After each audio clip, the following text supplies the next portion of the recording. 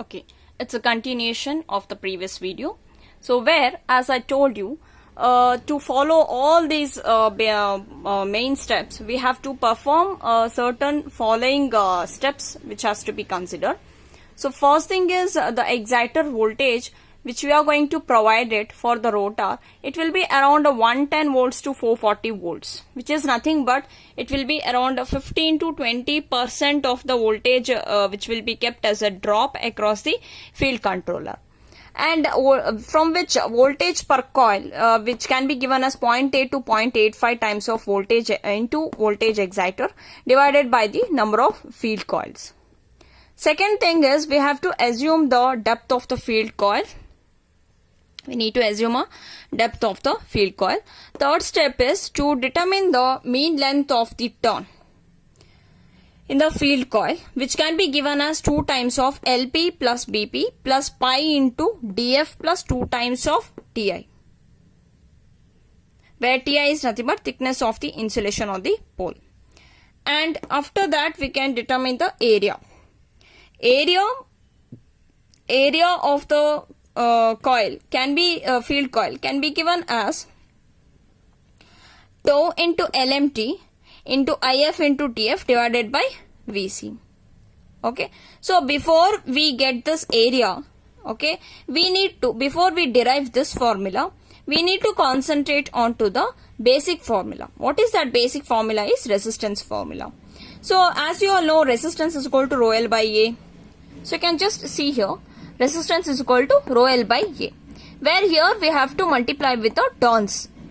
Okay, so rho L into turns divided by the area. Okay, so this value will be nothing but the resistance can also be given as the voltage across a coil divided by the field current according to the Ohm's law, right?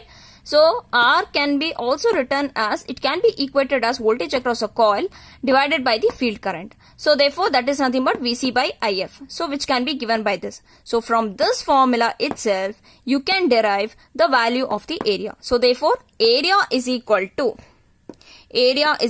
rho into L into TF divided by VC into, this is nothing but IF. So this IF into TF is nothing but, it is an ampere turns.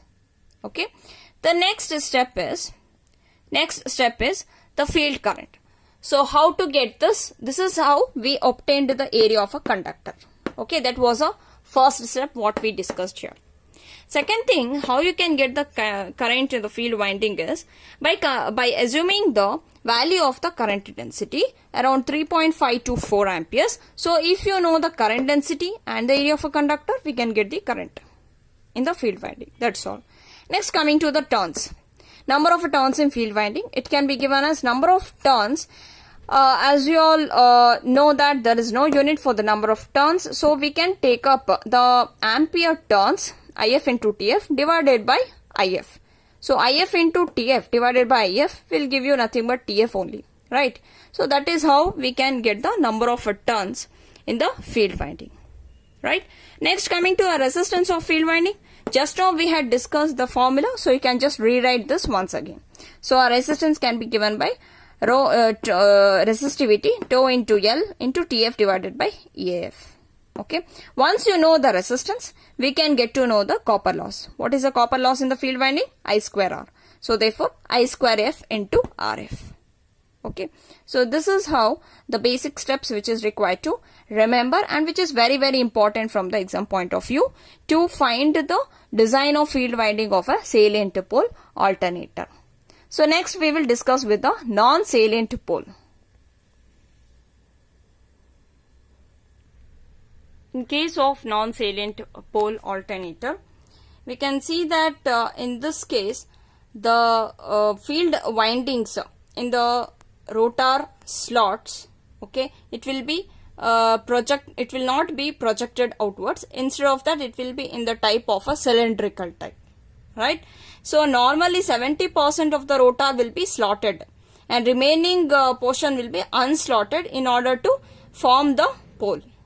So here we will design the field winding. So by considering the main two steps. First step is the selection of the selection of rotor slots. So in the selection of rotor slots, here the total number of rotor slots, it will be assumed around 50 to 70% of stator slot pitches, and the rotor slot must satisfy the conditions in order to avoid all that undesirable effects of the harmonics in the flux density waveforms. So to avoid all such conditions, we have to take care about these three steps. What is that? Those three steps is, there should not be a common factor between the number of rotor slot pitch and the stator slot pitch. The second thing is the number of wound rotor slots, it should be divisible by the 4. That means the number of rotor slots, it should be a multiples of 4. Okay. The third thing is the width of the rotor slot is limited by the stresses which has been developed at the rotor teeth and as well as the end rings. Okay, so basically in order to avoid the harmonics, these are the criteria which need to be considered while selecting the rotor slots. Next, coming to the design of a rotor winding. So the first step is the full load field MMF. Full load field MMF which will be taken as a twice of the armature MMF. So therefore it is ATF1 is equal to 2 times of ATA, which is equal to 2 into 1.35 into I phase into T phase into KW divided by P. This is a basic formula which already we have come across with it. And in the previous case also we had considered about the exciter voltage. Exciter voltage, it will be around 110 to 220 volts which will be taken. Here the voltage across each field coil will be around 0.8 to 0.85 times of voltage per pole. Next step is the length of the mean turn. So length of the mean term which will be given by the formula 2 times of L plus 1.8 tau P plus 0.25 meter.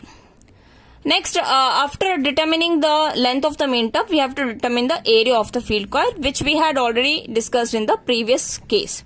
That is tau into LMT into IF into TF divided by VF. This formula can be obtained by realizing the resistance formula as a rho L by A, which resistance is also equal to V by I. So from that formula, we can get this area.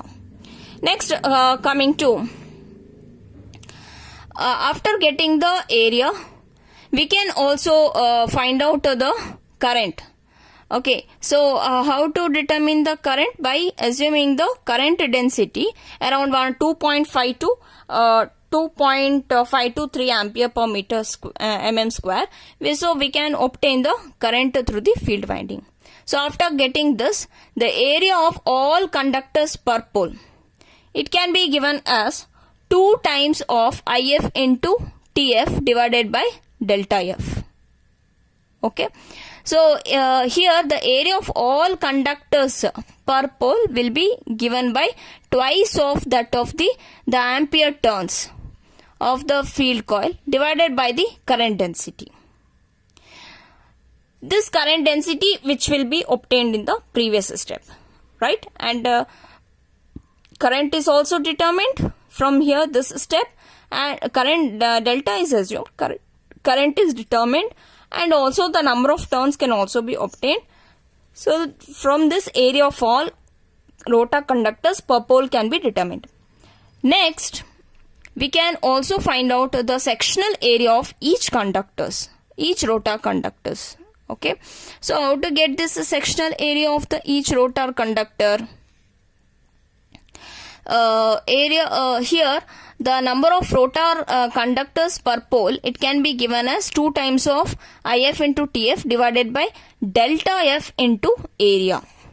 Okay, so from that you can determine the number of rotor conductors. Okay, so rotor conductors can be determined when you are going to divide this entire thing with the AF. Okay. After that, next step is we have to determine the number of field conductors per slot. So how to get the number of field conductors per slot is, we have to just denominator will be keep multiplying with the different parameters. Earlier it was multiplied by delta F. Now the same thing we have to retain, just we have to multiply with the number of rotor conductors. So previous thing whatever is there, this parameter will come down, that is number of rotor conductors per pole, so that is SR. Similarly you can observe here the area of all overall rotor conductor AF. AF has been replicated in the next step.